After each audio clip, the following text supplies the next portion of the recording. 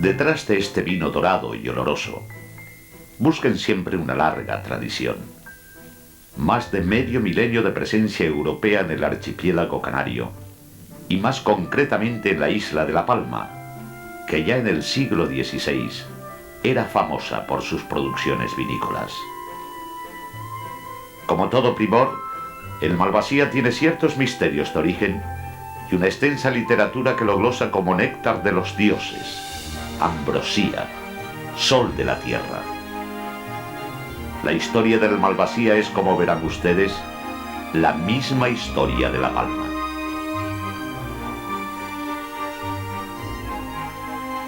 Los reyes católicos firmaron la conquista de La Palma en el verano de 1492, en el campamento de Santa Fe, extramuros de Granada, y el 29 de septiembre los soldados de Fernández de Lugo desembarcaron en Tazacorte. Tras la conquista, Lugo se adjudicó la caldera de Taburiente y las vegas regadas por sus aguas, y dio las mejores parcelas a sus familiares, socios y lugartenientes. Como adelantado de Canarias, formó cabildo con sus hombres de confianza y tomó provisiones de gobierno, reparto de oficios públicos, reglas para la construcción de la ciudad, situada en una bahía de la Banda del Este, y para el establecimiento de cultivos e industrias.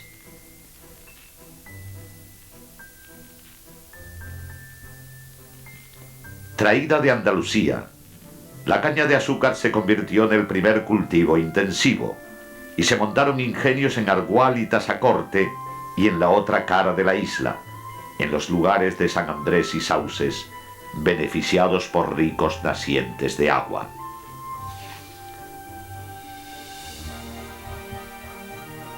Las exportaciones azucareras a Flandes y las vinícolas a Inglaterra sostuvieron la economía palmera del siglo, porque en paralelo con la industria azucarera, la viña progresó en las haciendas de los terratenientes y en las parcelas de los colonos, oriundos en su mayoría de Andalucía y Portugal. En 1505, en el soleado valle de Aridane, plantó la primera viña Mosén Juan Cabrera, camarero del rey católico. Y Fernando del Hoyo, también criado de los monarcas, enterró cepas en Taburiente, donde, adaptadas y ajenas a las plagas, perviven en un espacio de muros colosales, robustos pinares y frescos arroyuelos, declarado Parque Nacional hace más de medio siglo.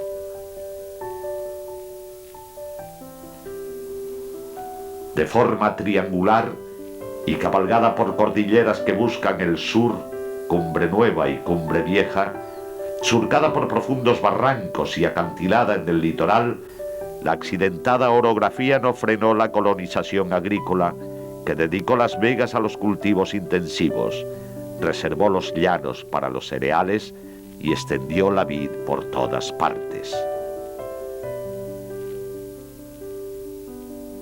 Los colonos trajeron semillas, animales, oficios y costumbres de sus países natales, y las cepas andaluzas y portuguesas treparon laderas, salvaron barrancos y desniveles y crecieron como los pueblos y caseríos allá donde el terreno lo permitió. La primera centuria europea discurrió próspera y alegre.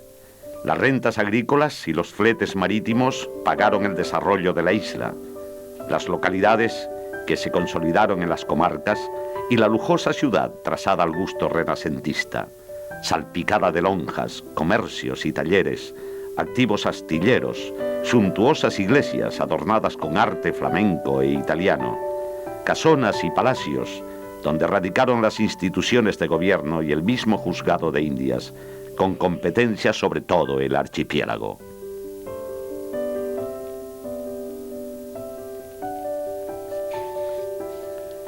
Rica y famosa, Santa Cruz de la Palma fue merodeada y atacada por piratas, devastada y reconstruida con mayor lujo, visitada por escuadras indianas y por cultos viajeros que describieron su esplendor y sus afanes.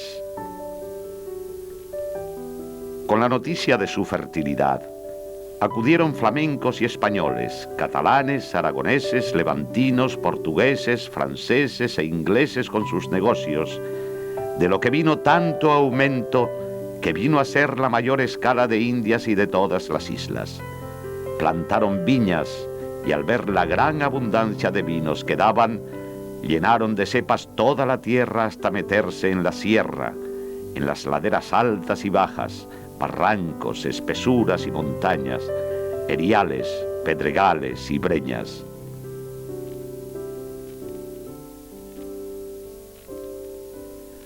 Aventureros y comerciantes europeos resaltaron la pujanza y calidad de los vinos insulares que poco a poco desplazaban al sector azucarero, sometido a la competencia americana del protagonismo económico. En 1582, el mercader Thomas Nichols describió una isla fértil, abundante en todas las producciones, y situó los mejores vinos en un lugar llamado La Breña, donde se hacen cada año 12.000 pipas de vino como de Malvasía. Por entonces el joven William Shakespeare conocía el amplio consumo y las cualidades de este caldo canario, y lo hacía beber copiosamente al orondo John Falstaff, amante de los placeres mundanos, al que apodó Ser Juan Canarias.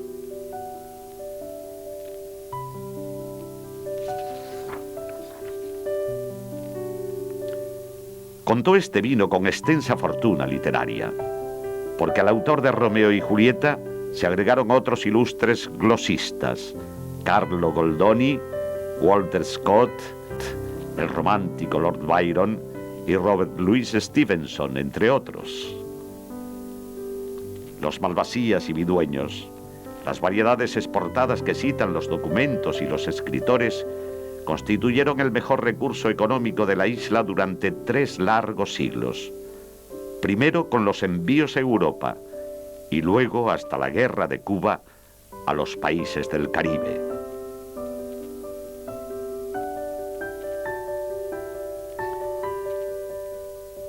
A la entrada de un nuevo milenio, y amparados en la denominación de origen Vinos de La Palma, los cosecheros cumplen de noviembre a noviembre los ritos centenarios de la vid, las tareas anuales que solo descansan en diciembre, cuando las cepas están peladas, y los vinos nuevos en las mesas familiares y en los puntos de venta. Castigado por las crisis exportadoras y mediado el siglo XIX por la aparición de enfermedades de oidio y mildiu, ceniza y escarcha negra, el glorioso cultivo de antaño se redujo a los terrenos marginales y las cosechas quedaron para el consumo familiar. Sin embargo, la filoxera, el parásito americano que asoló los viñedos de Europa desde 1870, no llegó a Canarias y La Palma, aun con dificultades, continuó su crianza de caldos artesanos, llamados genéricamente vinos del país.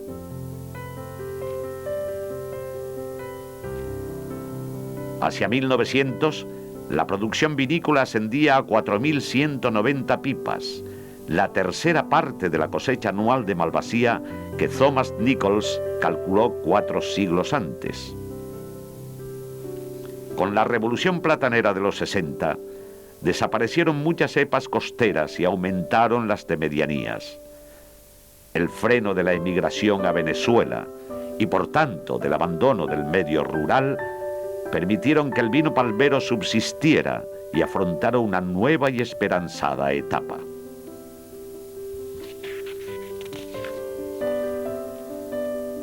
Entre malpaíses, suelos pardos, arenosos, arcillosos, breñas y montes, La Palma cuenta más de 1.700 hectáreas de viñedo. El relieve pendiente y la pobreza de algunos suelos, unidos a un ingenio secular para explotar las posibilidades de la tierra, producen estampas agrarias inauditas en otras latitudes del planeta. En el malpaís de costas y medianías, Los palmeros forman paredones y empedrados para aprovechar al máximo el escaso suelo cultivable. A partir de una sorriba horizontal de hasta 1 metro de profundidad y de 3 a 6 metros de largo, la vid expande sus sarmientos, las ramas del año, hacia arriba y descansa sus racimos de uvas, blancas y negras, por auténticas colchas de piedra, dispuestas en espacios paralelos en tanto el relieve lo permita. A partir de los 200 metros de altura, las caletas, que así se llaman estas zanjas, y sus orillas empedradas, bordean cultivos de frutales, granos y hortalizas en una estrategia típica de las sociedades de subsistencia, aquellas que se procuraban cerca del hogar los alimentos básicos y, por supuesto, el pan y el vino. Los paredones del litoral y de las medianías, con las hojas verdes pecioladas y las uvas sin sazón, dibujan una estampa exclusiva de la agricultura palmera que lleva 5 siglos de relación y lucha con un medio agreste.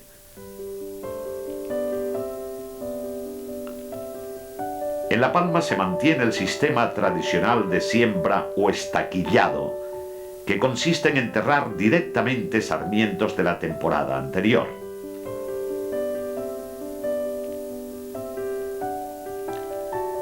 También se practica el acodo o margullón, que consiste en formar una planta nueva unida como un cordón umbilical a la planta madre.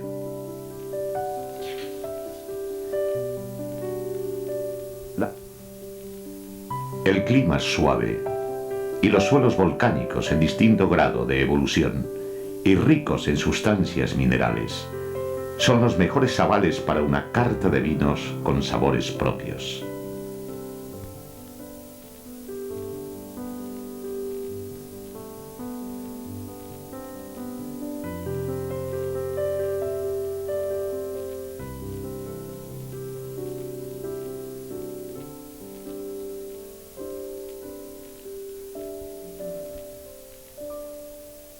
Vinos que evocan las épocas de esplendor y que hoy, como ayer, tienen detrás de sí un laborioso trabajo agrario que dura todo un año y después de la vendimia, un exigente proceso de crianza.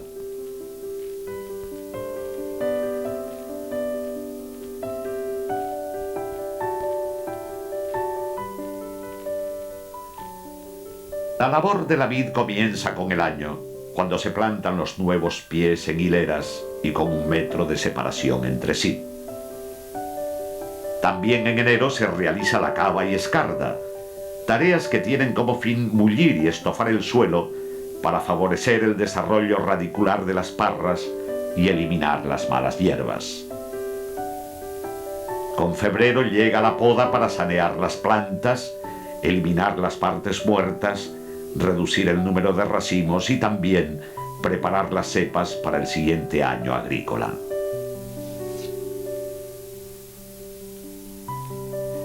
Con fechas y métodos variados, según sean las zonas costeras, de monte o medianías, a la poda atribuyen los cosecheros el éxito o el fracaso de una cosecha. Por eso se confía tanto en la experiencia y habilidad de los agricultores y a la vez en una creencia secular que recomienda la poda con la luna en cuarto menguante. En la primavera, en plena evolución de la viña, se suceden y extreman los cuidados para las saludables cepas que duran 100 años. La limpieza de los suelos coincide con las distintas fases de la llamada poda en verde y con el proceso de azufrado que elimina los riesgos del oidio y otras posibles plagas. Ya cercana a la maduración, se despuntan las vides más desarrolladas y se deshojan las más frondosas para la mejor exposición de los racimos a la luz y el aire. De la primavera al verano se conducen las parras. O se abaten, baten o enderezan, que valen todos los verbos para dar forma y dirección definitivas a los sarmientos, coincidiendo con el eje determinado en la poda. Tras el calzado de las cepas se eleva toda la planta mediante horquetas y se fijan las puntas para paliar el efecto del viento e impedir el balanceo.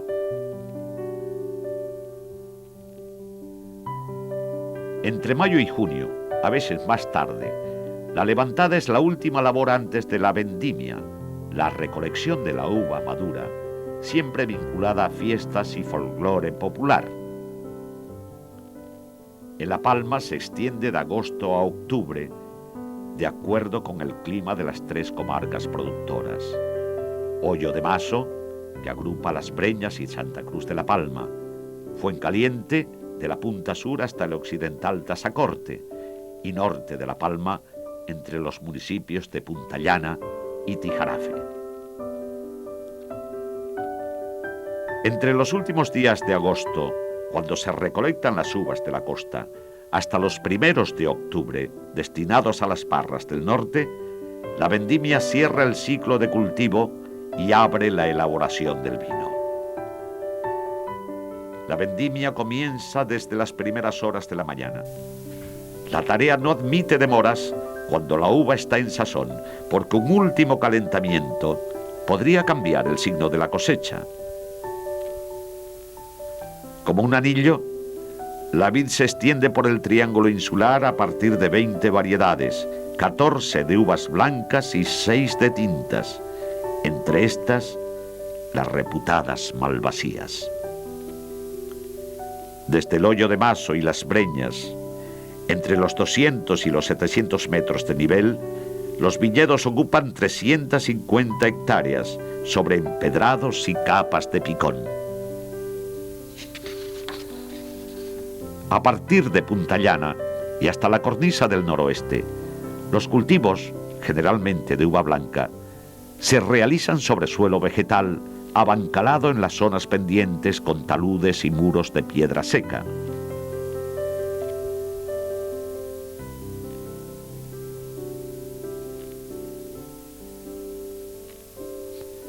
Fuencaliente es la denominación de los vinos de un cálido sector que desde el vértice sur de la isla y entre los 200 y los 1900 metros de altitud se tiende hacia el valle de Aridane sobre suelos volcánicos. Este histórico municipio, escenario de los últimos volcanes, responde a su fama con extensos viñedos protegidos de los vientos por muros de piedra, por cepas recias que conviven con euforbias y pinares. La faena se prolonga en la pisada tradicional en los lagares familiares o el prensado en las modernas bodegas comarcales de Mazo y Fuencaliente. Si se trata de obtener vino blanco, el mosto pasa inmediatamente a diferentes depósitos. Si se trata de tinto, 2 o más días de demora, mosto y pieles asegurarán el color. La tumultuosa fermentación del vino, iniciada espontáneamente a las pocas horas, precede a otras muchas reacciones de sus componentes: azúcar, alcohol, ácidos. Hasta noviembre se realizarán varios trasiegos, clarificaciones, filtraciones, a fin de eliminar las impurezas y conseguir las características organolépticas propias de cada zona.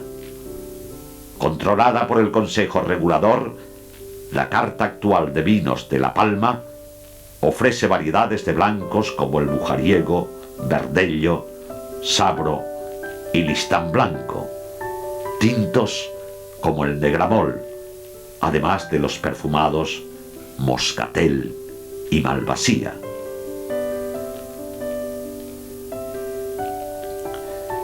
La historia vuelve aquí, porque Fuencaliente representa el prestigio secular de los vinos palmeros y el secreto del Malvasía, escanciado en las cortes y elogiado sin reservas por los mejores literatos.